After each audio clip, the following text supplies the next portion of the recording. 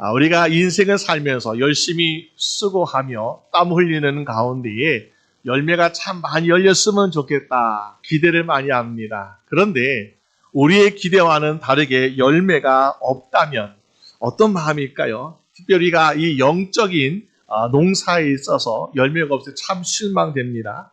스테니 존스라는 선교사님이 젊은 나이에 인도에 가서 선교를 하게 되었습니다. 그런데 그의 마음이 얼마나 강팍한지 열매가 없는 거예요. 전도가 되지 않습니다. 그래서 몸도 마음도 지친 가운데 하나님께 구한 하나님, 제가 너무너무 지쳐 있습니다. 열매가 없어서 너무 힘듭니다라고 하나님께 기도하고 있습니다. 그때 하나님께서 그에게 이런 말씀하시는, 야, 저기 있는 저 사과나무를 보아라. 지금 사과나무에 열매가 없지만은 그 사과나무가 땅속 깊이 뿌리 박혀 있고 또 그 잎사귀가 있으니까 언젠가는 열매 맺지 않겠냐라고 말씀하십니다. 그러면서 우리가 복음을 전하는 것은 내가 해야 될 사명이기 때문에 복음을 전하는 것을 포기하지 말라.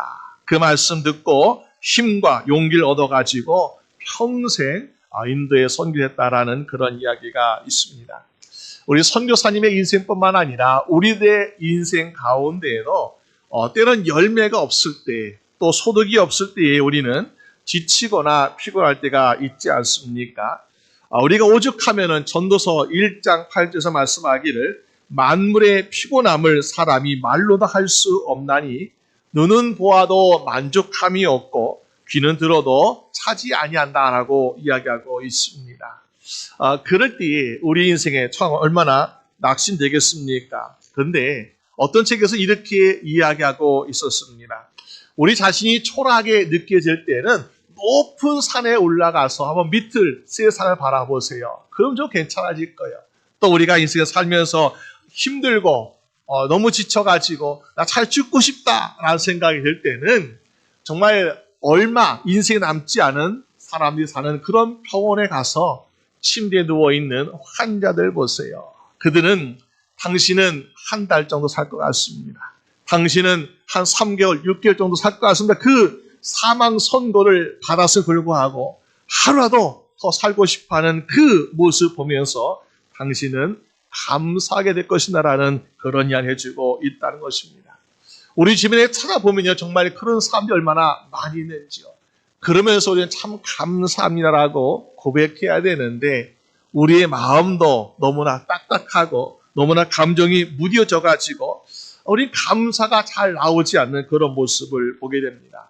그때 다윗은 시편 40편 1절 11절 말씀 이렇게 우리에게 권면하고 있습니다. 내 영혼아 내가 어찌하여 낭망하며 어찌하여 내 속에서 불안하여 하는가. 너는 하나님을 바라라. 나는 내 얼굴을 도우시는 내 하나님을 오히려 찬송하리라. 여러분, 우리가 낭망되고 실망되는 그런 환경 가운데에서 하나님을 바라보고 하나님의 도우심을 구할 수 있는 여러분 되시기를 주님의 이름으로 축원합니다. 그럴 때에 우리는 소망이 생기고요. 또 기쁨이 넘치는 인생이 되고 있더라는 것이요. 오늘 성경에서 보니까 야곱이 그런 인생을 살고 있더라는 거죠. 쫓기고 도망치고 피곤하고 소망이 없던 야곱의 인생입니다. 그런데 오늘 본문에 보니까요, 야곱이 전혀 다른 인생을 살고 있어요. 기쁨이 넘치고 행복한 인생을 살고 있는 것을 보게 되죠. 오늘 야곱처럼 정말 어떻게 우리가 기쁨이 넘치는 인생을 살게 될 수 있는가? 두 가지 말씀 보려고 하는데요. 먼저는 욕심을 버리고 주님을 바라보게 되면은 기쁨이 넘칠 수 있더라라는 것이요. 우리가 아프리카라든지 밀림에 가게 되면은 원숭이를 잡는 사람들이 있어요. 근데 그 원숭이 잡는 사냥꾼들이 어떻게 잡는가 보니까는 원숭이가 코코넛 열매를 좋아하게 되는데 그 덫을 만들 때에 이 손만 조금 들어갈 수 있는 그런 아주 작은 구멍을 만들었습니다. 그리고 그 안에 미끼를 넣는데요. 원숭이가 야 맛있겠다 하고 미끼를 탁 집는 순간 보니까는 이 주먹이 져가지고 미끼가 있으니까 그 구멍에서 나오지 못하더라는 것이죠. 그것만 놓으면 나올 수 있는데 빠질 수 있는데 그를 놓지 않고 결국에는 사냥꾼에게 잡히는 그런 모습을 보게 됩니다. 혹시 우리의 인생도 그렇지 않습니까? 우리가 지금까지 인생 살면서 내가 좀 더 욕심을 내려놓았더라면 좀 더 편안하고 좀 더 좋은 일이 많이 있을 텐데 욕심을 내가 놓지 않아서 더 우리가 고통스럽고 고난이 많은 것은 아니었는가. 야곱의 인생이 그래요. 야곱의 인생 보니까요, 얼마나 욕심이 많은지, 그가 어떻게 하면 내가 좀 더 성공할 수 있을까? 어떻게 하면 내가 내 형보다 더 많은 복을 누릴 수 있을까? 어떻게 하면 내 아버지에게 더 인정받는 삶을 살을까? 하면서 아주 욕심을 많이 부리지 않았습니까? 그 욕심 때문에 야곱의 인생이 참 고난이 많았던 것을 보게 됩니다. 우리가 흔히 욕심이 많아지면 네 가지의 결과가 일어난다라고 이야기하고 있습니다.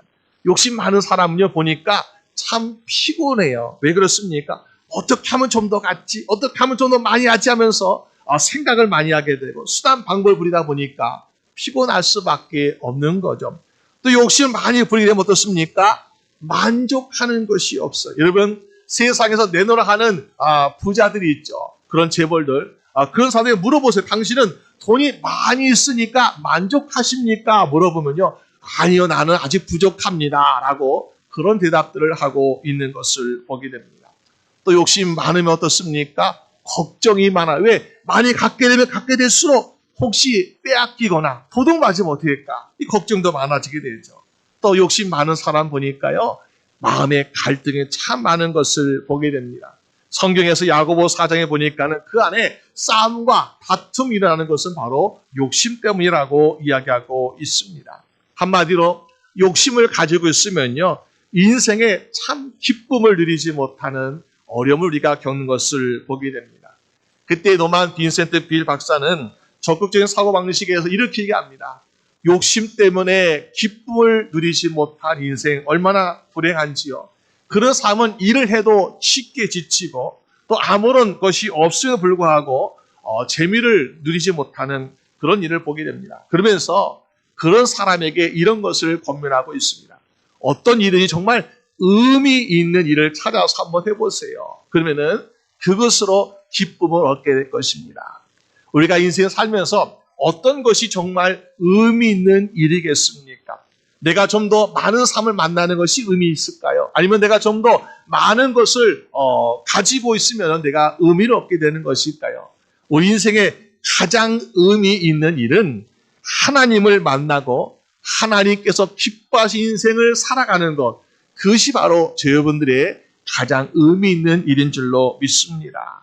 그럴 때에 하나님께서 우리에게 기쁨을 주고 계시라라는 것입니다. 어떤 목사님이 그래서 이런 이야기했습니다. 자기가 많은 사람들의 장례식을 인도하는 가운데에 사람들은 살면서 좀 더 움켜쥐고 좀 더 잡으려고 그렇게 노력하고 살았는데 장례식장에 그 관을 모시고 가는 식구 가는 운구차 뒤에 자기가 그동안 모았던 그동안 가졌던 그것을 함께 가지고 가는 이삿짐차를 한 번도 본 적이 없더라. 무슨 말입니까? 아무리 내가 세상에서 많이 가지고 세상에서 아무리 누렸음에도 불구하고 우리가 하나님 부를 때에는 가져가는 것이 하나도 없더라는 것입니다. 오늘 야곱의 인생 보니까 야곱은요, 내 것도 내 것이고 당신의 것도 내 것이다라는 그런 욕심적인 삶을 살았습니다. 그런데 오늘 본문에 보니까 완전히 변한 모습을 보여주고 있어요. 하나님이 인도하신 가운데 외삼촌 라반의 집에 가게 되어서 라반을 만나게 되었습니다. 그리고 이 외삼촌 라반이 보니까 참 불쌍해요, 조카가. 그래서 야곱에게, 야 야곱아, 내가 나의 조카이지만은 15절 말씀 보니까 공짜로 일을 시킬 수 없겠구나. 내가 원하는 얼마를 받길 원하냐라고 외삼촌 라반이 먼저 제안하고 있습니다. 우리가 흔히 나 얼마 줄 테니까 나 일 좀 시켜주세요. 그럴 수 있잖아요. 근데 먼저 외삼촌 라반이 제안하고 있는 것입니다. 그러면은 지금 야곱의 현재 상황은 어떻겠습니까? 쫓기도 도망치고 왔어요. 그러니까는 뭐 가진 것도 없죠. 빈손이겠죠. 그런 야곱에게 가장 욕심나는 것은 돈이지 않겠습니까?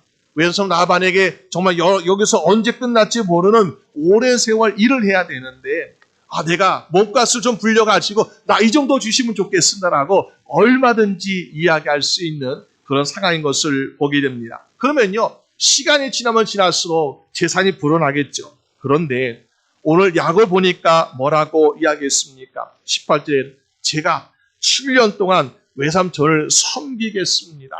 이 섬긴다는 것이 보니까요, 종처럼 섬긴다, 헌신한다라는 것을 보게 돼요. 그러면 우리 어떻습니까? 삭슬, 몸값을 제대로 받지 못하는 것이요. 아무리 노동해도 제대로 받지 못하는 그런 제안을 야곱이 먼저 하고 있는 것을 보게 됩니다. 야곱은 물질, 축복 굉장히 중요시하게 생각한 사람이었어요. 욕심이 여기에서 멈추지 않은 사람이었습니다. 그런데 야곱이 어떻게 그런 물질을 내려놓고 그런 제안을 하고 있습니까? 18절 말씀 보니까 이렇게 말씀하고 있죠. 야곱이 라헬을 사랑하였으므로 라고 말씀하고 있습니다. 이것이 바로 야곱이 변했던 이유라는 것입니다. 나는 물질 참 중요해, 나는 축복이 참 중요해 하면서 온갖 수단 방법을 가르쳤던 야곱인데 라헬을 사랑하였으므로, 그러므로 야곱은 물질을 내려놓는 그런 모습을 보여주고 있더라는 것입니다. 14절 보니까 야곱이요, 이 라반의 집에서 한 달 동안 머물게 되었어요. 먼저 도착해서. 그런데 그 한 달을 지내면서 외삼촌 라반의 집에서 누구만을 바라보았을까 생각해 볼 때 야곱은요, 라헬만 바라보았다라고 생각할 수 있습니다. 한 달, 첫눈에 반했는데 한 달 동안 보니까 얼마나 좋아요. 근데 한 달만 보고 떠나려니까 그것도 너무나 소홀한 거예요. 한 달 동안 너무나 정이 들어서 너무나 반해버렸어요. 그래서 야곱은 어떻게 하고 있습니까? 야, 내 인생 7년을 바꾸서라도 내가 평생 보고 싶다. 그래가지고 야곱은 7년이란 자기의 인생을 제하면서 외삼촌 나의 7년 내가 봉사할 테니까 라헬을 나의 아내로 주십시오. 평생 보게 해주세요라고 이렇게 제안하고 있지 않습니까? 여러분, 우리가 정말 사랑을 얻고 사랑을 누리기 위해서 어떻게 합니까? 계산하지 않아야 얻을 수 있더라라는 것입니다. 우리가 기독교 가정사연구소에서 행복한 가정을 만들려면 어떻게 되는가 이런 제안하고 있습니다. 만약에 결혼하게 된다면은 결혼 전에는 눈을 뜨고 자세히 살펴보세요. 그리고 결혼한 후에는 두 눈을 꼭 감으세요. 그러면 행복해집니다. 그렇죠. 결혼 전에는 모든 것이 아름다워 보이고 모든 것이 다 좋아 보이는 거예요. 남자든 여자든 상대방이 얼마나 모든 것이 다 장점으로 보여요. 근데 시간이 지나고 세월 지나니까 이것도 단점이네, 저것도 단점이네, 그러면서 갈등과 싸움이라는 것을 보게 됩니다. 우리가 무엇이 이익인지 무엇이 손해인지 계산하면요 행복할 수 없습니다. 근데 따지지도 아니하고 묻지도 아니하고 감고 사니까 어떻습니까? 행복한 인생을 살고 있는 것이죠.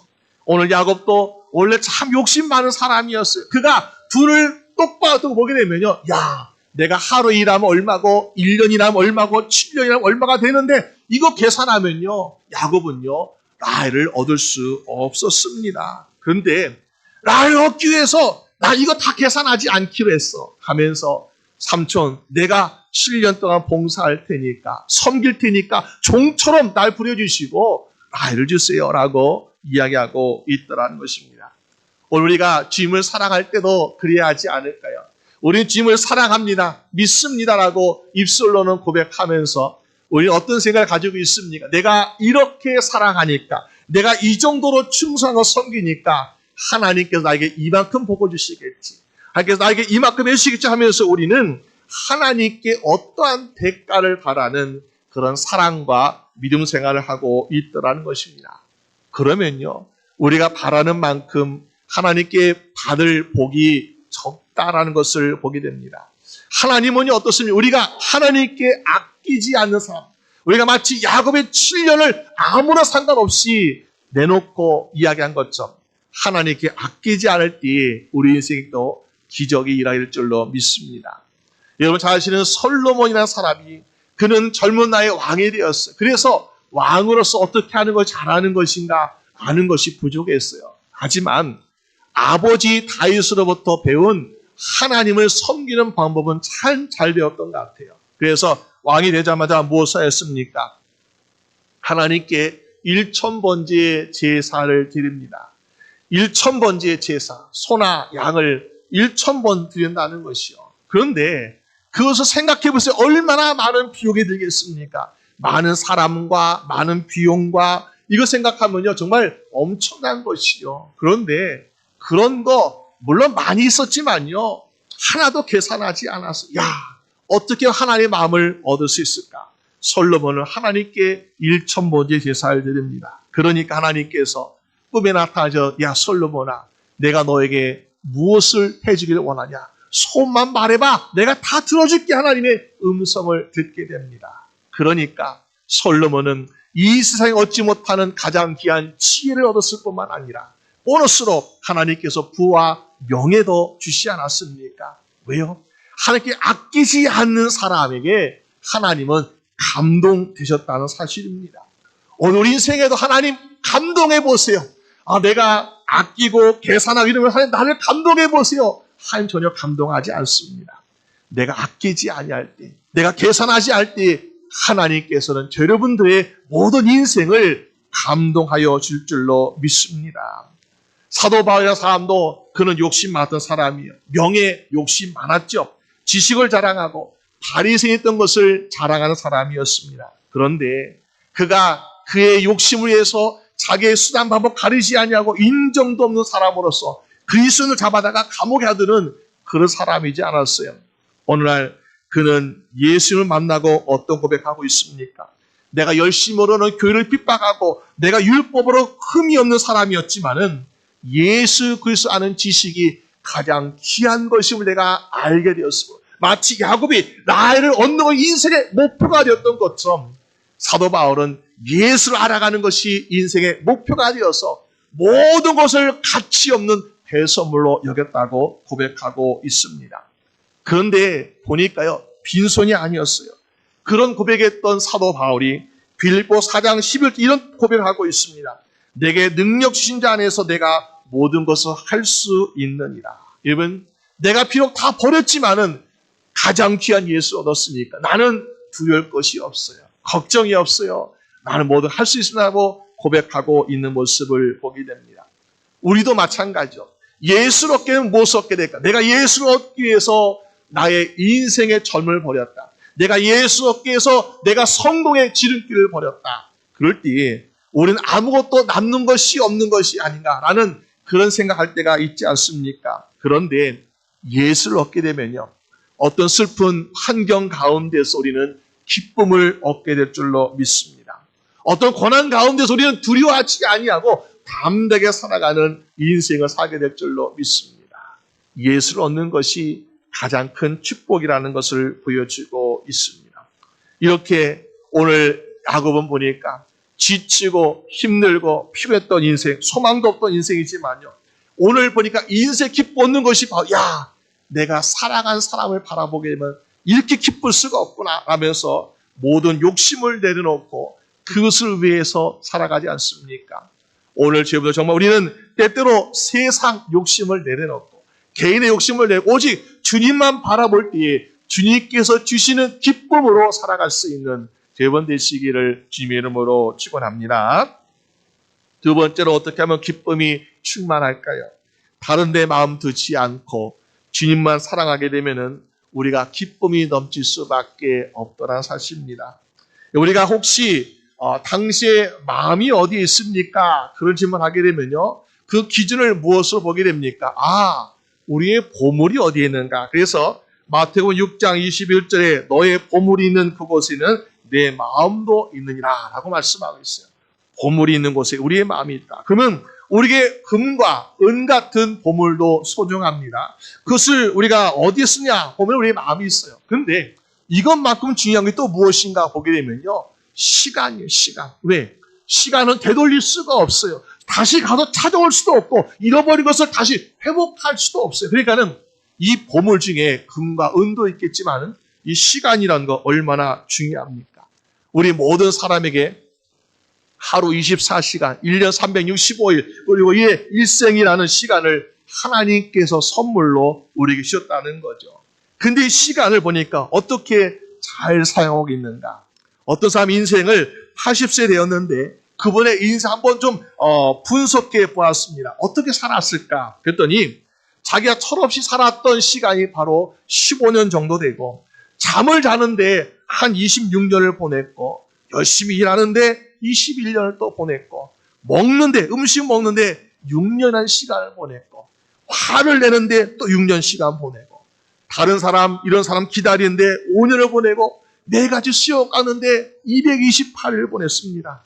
또 다른 사람 욕하고 비방하는데 26일을 보냈고, 넥타이를 매는데 18일 걸렸고, 담배를 피우는데 10일 걸렸다. 그래서 내가 과연 80년 인생 동안에 행복했던 시간이 과연 얼마 되는가 보니까는 고작 46시간, 46시간밖에 되지 않다는 것입니다.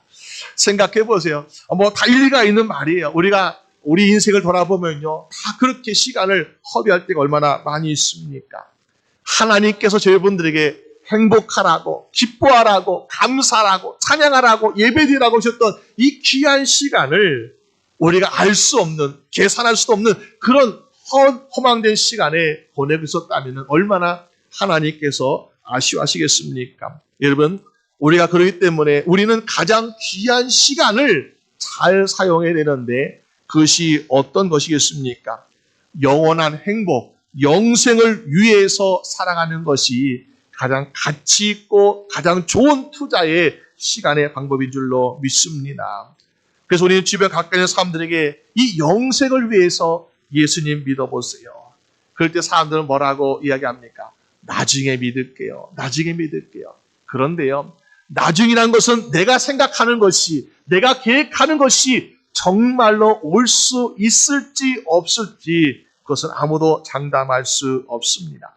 오늘은 지금 있는 것 같아요. 하지만은 내일이, 또 내년이, 10년 후가, 20년 후가 우리에게 얼마나 확실하게 보장되어 있습니까? 아무도 장담할 수 없는 것이요. 그러므로 사실 우리에게는 오늘이란 시간이 굉장히 중요합니다. 내일 내가 무엇을 해야겠다. 내가 내일 정말 귀한 것을 해야겠다. 중요한 거 해야겠다라고 말하지만요, 내일 과연 우리에게 있을까요?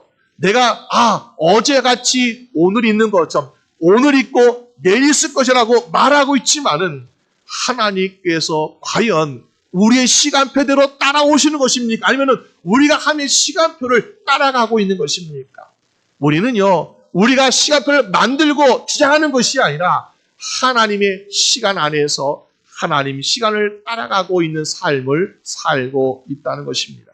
그러므로 고린도후서 6장 2절 말씀에 우리에게 이러한 말씀을 주고 있습니다. 보라, 지금은 은혜 받을 만한 때요, 보라, 지금은 구원의 날이로다.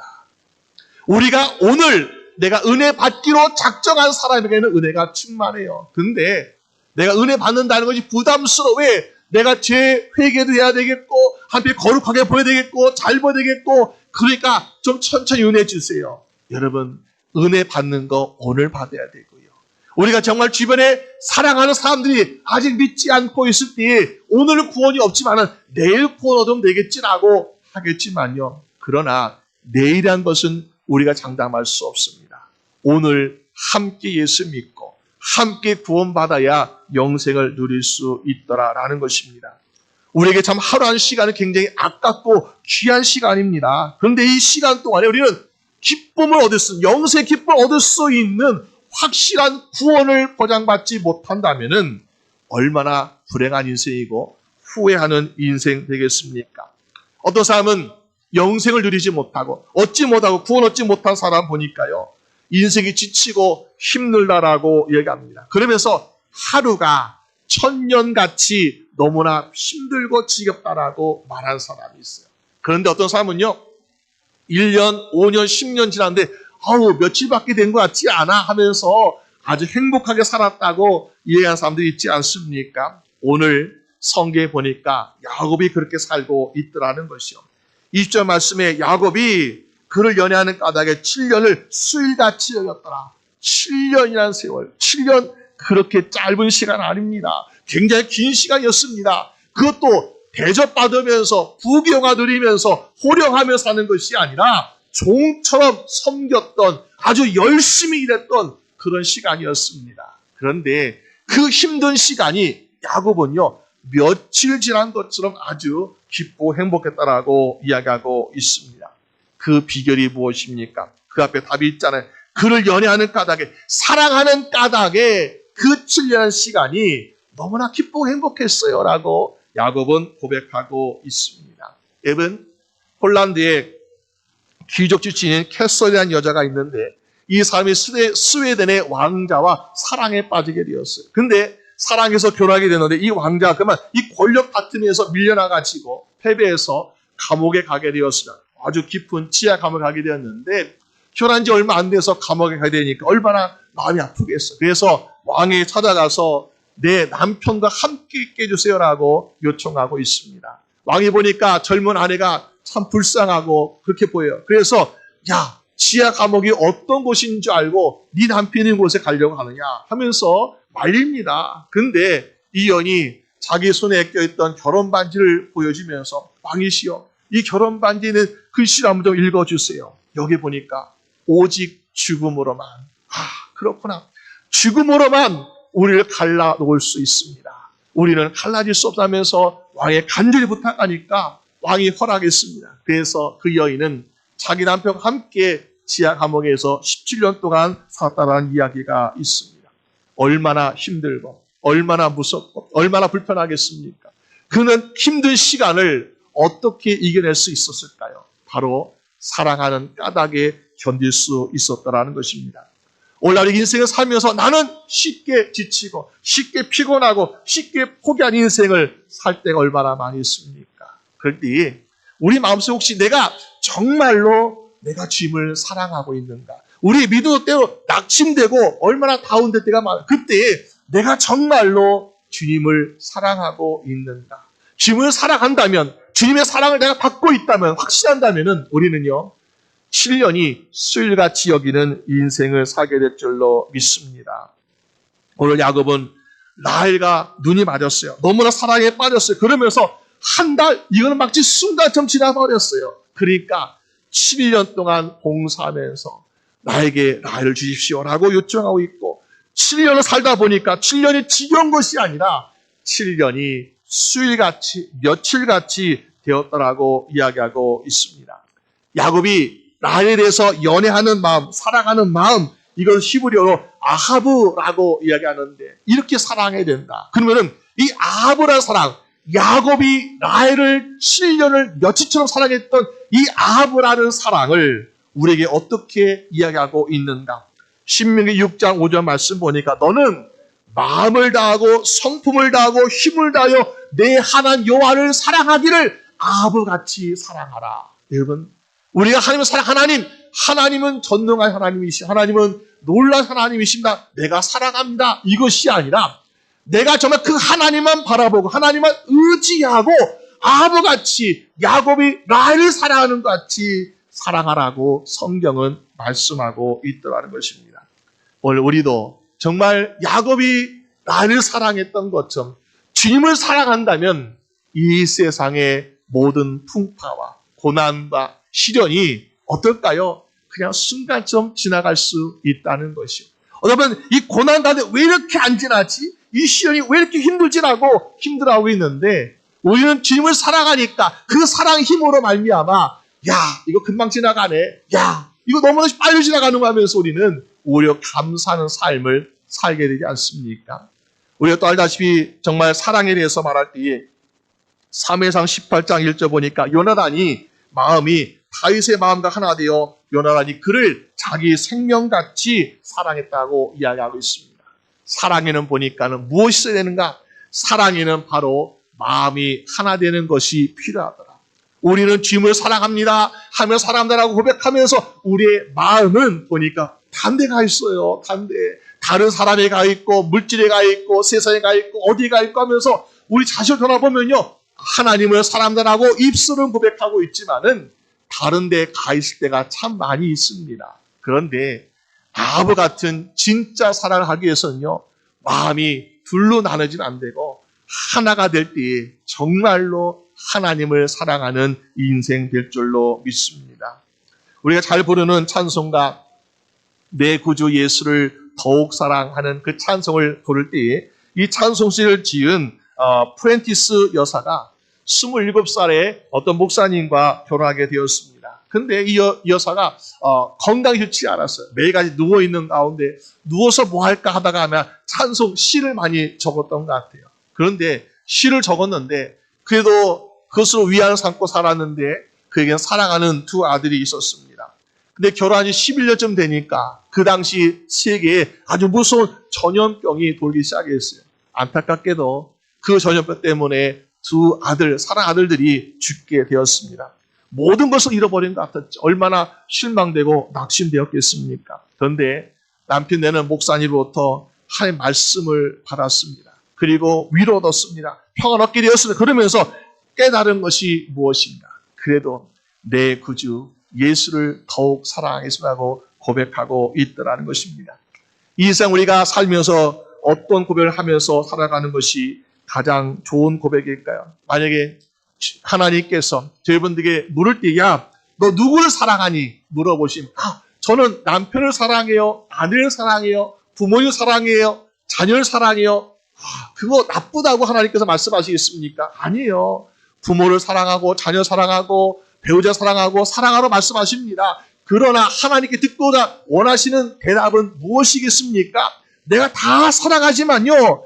그러나 더욱 주님을 사랑합니다. 이런 고백 듣고 싶어 하지 않으시겠습니까? 요한일서 4장 18절에 사랑 안에 두려움이 없고 온전한 사랑이 두려움을 내어 쫓는다고 말씀하고 있습니다. 우리 인생살이에 너무나 많은 시련과 고난이 또 걱정거리가 우리에게 두려움을 가져오고 있는데 주님에 대한 사랑을 확실하게 가지고 있으면 그 사랑이 모든 걱정, 근심과 두려움을 내어 쫓는 인생 될 줄로 믿습니다. 2000년 전에 성도들은요, 핍박과 환난을 받았잖아요. 감옥에 가기도 하고 원형 경장에 가서 끌려가서 짐승의 밥이 되기도 하고 얼마나 두려운 일이 많았겠습니까? 그 가운데에서 이들은 무엇을 가지고 있었습니까? 아브라는 내가 정말 야곱이 라헬을 바라보고 7년을 기다렸던 그 사랑을 주를 향해서 사랑하고 있었더라는 것이죠. 그러니까 그들에게는 두려움이 그들의 마음을 사납지 못하고 있더라. 오히려 두려움이 떠나가고 주님을 바라보니까 그 사랑에 넘쳐가지고 하나님 감사한다면서 마지막 순간까지 찬양을 부르며 떠나는 그 순교자들을 바라볼 수 있습니다. 오늘 우리도 인생 살아가면서 여러 가지 질병이나 고난이나 문제들로 인해서 얼마나 힘든 인생을 살아가고 있습니까? 우리의 환경들이 우리를 막 괴롭게 하고 또 우리를 유혹하는 것들이 얼마나 많이 있습니까? 그런데 오늘 야곱이 욕심을 버리고 사랑하는 여인 라헬을 바라보면서 살아갔던 것처럼 우린 주님만 바라보게 되고 또 야곱이 정말 라헬을 사랑하는데 마음을 다른 데 두지 아니하고 오직 한 사랑, 그 사랑을 마음에 두고 있었던 것처럼 우리도 주님만 사랑하게 될 때에 우리의 환경과 우리의 조건과 모든 것들이 우리를 괴롭게 하고 힘들게 하고 유혹한다 할지라도 우리는 주님의 사랑으로 인해서 매일 기쁨이 넘치는 인생 될 줄로 믿습니다. 저희분들이 정말 그렇게 기쁨 넘치는 삶을 살아가시기를 주님의 이름으로 축원합니다. 우리 함께 기도드리겠습니다. 하나님 아버지 감사합니다.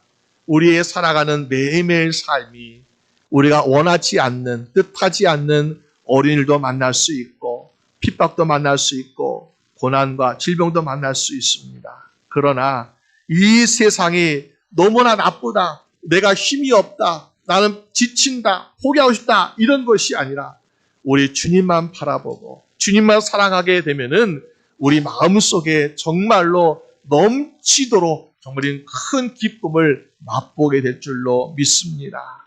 우리 사랑하는 모든 주의 성도들 그 주님의 사랑 안에서 차고 넘치는 기쁨을 얻어가지고 너무너무 넘쳐서 이것을 사랑하는 가족들에게, 형제자매들에게, 이웃들에게 나눌 수 있는 축복의 삶 될 수 있도록 인도하여 주시옵소서.